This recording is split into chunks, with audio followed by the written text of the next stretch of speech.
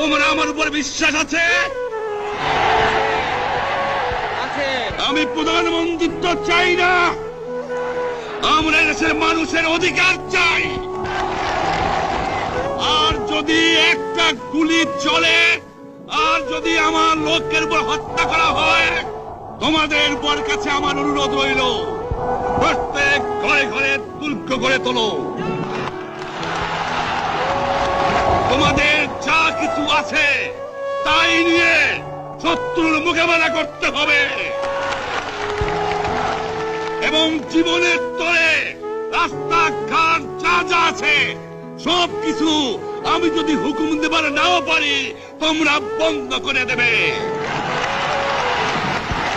তোমরা আমার ভাই, তোমরা বাড়াকে থাকো, কেউ তোমাদের কিছু বলবে না, কিন্তু আর আমার বুকের পর গুলি চালাবার চেষ্টা করো না,